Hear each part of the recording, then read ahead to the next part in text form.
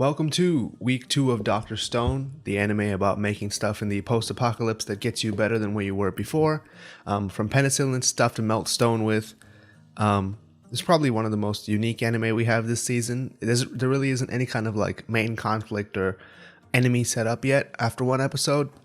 We're still only dealing with one main character and his sidekick who are just trying to figure out ways to survive in the apocalypse way in the future where there isn't anything left and there's no technology left from the previous era either. So far they've made wine and a way to melt stone, found a way to make food, make a basic shelter, and pretty much nothing else. So without further ado, let's get started with episode 2 and see what they get up to. So that was Dr. Stone episode 2, and we've made some interesting progress from episode 1. So episode 1 was all about freeing his friend Taiju, getting some physical brawn into the equation, and just setting up the basics for what they needed to live. And episode 2 is more about the advanced kind of stuff. And every episode they kind of pick one specific thing to tell us about scientifically that acts as kind of like the fulcrum for what the episode's action is about. And this week it was calcium carbonate. So he makes a point of finding all these useful materials that actually help them establish civilization. And in the beginning he says calcium carbonate has 4 uses, and it ends up being like construction. They can make mortar with it. They can make soap with it, which is apparently very important, and he doesn't reveal the 4th use at all. But we do see him assembling this kind of what looked like a crossbow to me. I would assume it was a crossbow or something of that sort. And there's only one reason he would assemble something like that, which has to do with the other important point that happened this week, which is the awakening of Tsukasa, the strongest primate high schooler in the world. Kind of a weird title to give somebody. I guess he's just a really strong guy, and they had to come up with some way to make him more like natural, or where a world without civilization would appeal to him, so they called him a primate, I guess. Anyway, the episode of course starts with them going to rescue Yuzuriha, Taiju's like crush / wannabe girlfriend. And when they get to her, they get chased by lions, and they have like a 1-minute explanation for why there are lions in this world, which I didn't really think was necessary. I would have just been like, oh, there are lions. I could have been like, oh, it's from the zoo, and there's no natural predators for lions in Japan, so they've just been reproducing for the past 3,700 years. If that was the case, there would be a lot more lions. So they're running through the forest, being chased by lions, and then they stumble upon this guy, and then Taiju's like, oh, hey, this is that guy. You know, if we really want to stop the lions, we have to go over and rescue Tsukasa before Yuzuriha. So they free him, and they pour a little, acid on his face, and he gets woken up. And within seconds of being awake, they just tell him like, "Oh, this is the situation. We know you're in stone, but there are all these lions. Can you help us?" And immediately he's up to the task, and he just gets up and throws stones at the lions, and literally one punch man's a lion to death, which already should make you somewhat nervous because, as Senku immediately points out, in this world where there are no weapons, physical strength kind of determines how much say you get in things. And this dude is insanely strong, which is then demonstrated to us by him eating a lion, then cutting off its skin to wear as clothes, then like a montage of him just chasing and killing animals. He outruns a herd of wild boar, kills all of them, jumps from a tree to another tree and like grabs a goose in the process. Now that is some straight up Superman stuff. As Senku himself mentions, he's basically a superhero at this point, and he like punches a stone into 2 and rescues someone who was stuck underneath it. So when they talk to him, he's like, he just appears as a very nice guy. He's like, oh, I'm gonna help you with the hunting. You won't have to go hungry for meat when I'm here. And all these like things that you would normally say to, endear yourself to a group of people who have woken you up from a stone trance. And it was just very peaceful for about 5 seconds. And then the whole calcium carbonate thing happens. So this episode basically had 2 major points that happened. We got introduced to the rival / enemy figure, which is Tsukasa. And then we got like the calcium carbonate information. So it seems to me like every episode is going to have some form of chemistry like information, which is obviously the best way to go. I don't know how they adapted this from the manga, but if it's like 3 chapters or 4 chapters an episode, then that means that within the first 3 or 4 chapters they had already introduced the rival. So it seems like the plot structure of this show is very adherent to like shonen norms, which is fine by me. I just pointed out that it was that way. So the Tsukasa guy, the fundamental conflict he has with the things that are happening. He tells a story about how when he was a kid, he wasn't allowed to gather a seashell necklace for his sister who was in surgery at the time in a hospital, because the dude there had a concept of private property and didn't want him plucking shells from his ground where he had fishing rights. So here we have like the fundamental concept of the show. And I said last week that it was a return to nature versus something like recreating modern society, but it seems to me it's more like, would you rather have like anarchic society versus one with civilization? And this guy has clearly cast his ballot. The Tsukasa guy clearly wants an anarchic society, a more natural world, he says. A more natural world where only the youthful, pure people are brought back to life. Now, if you've ever consumed any X-Men media at all, you know that this is kind of the fundamental difference between Charles Xavier and Eric Lenscher, aka Magneto, in the X-Men comics, because Magneto just wants humanity to be gone so that humans can live in peace, which is kind of the same philosophy that this dude adopts, which is he's like, if the adults weren't here, I'm sure we would do a much better job of running the world. Now, it's interesting because instead of bringing back the people who were in charge of society before, he says specifically like the, corrupted adults.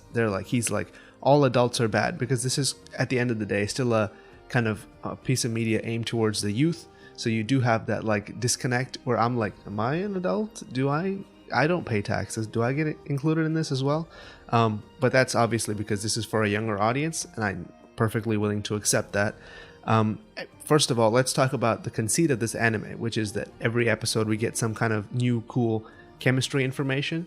I've never been good at chemistry, so I don't know any of this stuff. And last week when he made that nitol acid that can melt through stone, I was like, this is pretty cool. But this week's scientific invention was way cooler than last week's. I was like, you can make soap with sodium carbonate and seaweed or something. And I was like, yeah, but he said that infection is pretty much deadly in this world. And he's right, because they don't have any form of antibiotics or penicillin or anything. And people forget how important that was to establishing a society where you can actually live into your 60s and 70s, because every time you get an infection, the natural way to deal with it is just to rest and hope that your body fights it off, which is not always the case, especially if the thing that is getting infected is like a cut or something that causes your body to get weaker. So it's very cool that he said soap is one of the like fundamental things that we need for a society. Soap and construction. He made a point of showing that they were using mortar to strengthen their house, because a wood house is fine, but it's not great with insulation and things like that. And Senku is obviously smart enough to know that. At the very end of the episode, him and Tsukasa have this discussion where Tsukasa's like, so are you going to save everyone? And then Senku's like, I'm a technology-loving shonen boy who loves space and mechs. Of course I'm going to save everyone. That's kind of my goal. We're going to go all the way back to modern civilization. I think Senku he just feels like this is a setback that didn't need to happen at all. Like he said, he's obsessed with space and mechs, and they're about as far away from space and mechs as you could possibly imagine. So he's just kind of disappointed that he would even ask that question. He's like, of course I'm going to go all the way back to modern civilization. I want to make rockets and go to space again. We were so close last time when he went under, right? He was only a high school teenager, and pretty much everything that's been described about him makes him sound like he's a very smart prospect. Like he could probably have been a scientist in a couple of years, and now he had to, go into a coma for like 3,000 years and wake up. And now there's no chance of him being a scientist or like going to space or anything like that. And he probably think that's very disappointing. A couple other points that the episode did address. Last week I was wondering whether if someone was in pieces, could you glue them back together? They answered that, no, if you're in pieces, I'm sorry, you're dead. It only brings back a corpse. It was pointed out to me that when he was counting last episode, all the seconds, and that's how he knew what date it was, that was actually a way for him to stay conscious in the stone form. And Taiju also did something similar by thinking about Yuzuriha constantly, and he was able to stay conscious in his stone form. Now, they didn't show us anything about Tsukasa doing anything like that, but he was basically able to become perfectly able-bodied and able-minded within seconds of being awoken. Is that because he's just that good? Or was he also doing something to, stay conscious in his stone form? Do you need to do something like that? It seems to me like maybe you don't. That was one point that was pointed out to me. And also, they keep saying Stone World, and Dr. Stone, I always thought just referred to Senku. He's like the guy who's going to cure everybody of the stone. But it turns out Dr. Stone is just soap. They have this giant block of soap, and that's how they get clean in this world.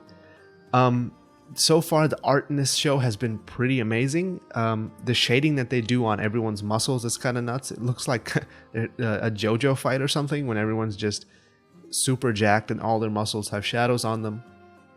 And the character designs are sick as always. Tsukasa's character design is pretty sick. Senku's still the only one that have crazy hair. Tsukasa kind of has like kind of weird hair, but not like shonen protagonist hair. It's just normal hair. Yuzuriha hasn't been awakened yet, and the OP and ED we saw a bunch of like other characters who are not related to any of them. So I wonder if they're going to be awakened by Tsukasa or if they're going to be awakened by the two boys. Is Tsukasa going to break off from Senku and Taiju now that he wants to do his own thing? Is he going to establish his own society where people are just free and live in wilderness? Or is he going to try to stop them? That's the kind of fundamental conflict that we see, and I think that we're going to see that next episode. So very excited and looking forward to that. So tell me what you think about Dr. Stone down in the comments. I thought it was probably one of the better shows this season. As mentioned before, everyone seems to think that this season is very action oriented, and I agree. This season has a lot of action shows. It depends if you like action shows or not. This is more of like a thoughtful action show than you'd probably get otherwise. This is what they call an unorthodox battle manga. But people just fight using their brains, and they have like a philosophical difference, which is pretty cool to see. It's better than like two people powering up and just fighting each other, I guess. Definitely an interesting watch. If you like what you saw in Dr. Stone so far, I'd tell you to check it out. They did the OP. The band who did the OP was Burnout Syndrome, so clearly there's been some marketing push behind this anime because the manga has been so successful. If you watch that Super Eye Patch Wolf video about the state of Shonen Jump in 2018, Dr. Stone was one of the manga that was doing very well at the time, and even now it's still doing very well in Japan and even worldwide. Once the anime released, the manga sales, I'm sure, have gone up. So Dr. Stone, probably the breakout hit of this season. Check it out. Pretty cool show about two high schoolers reconstructing civilization. That's it for this week. Like, comment, subscribe, all that good stuff, and I'll see you next week.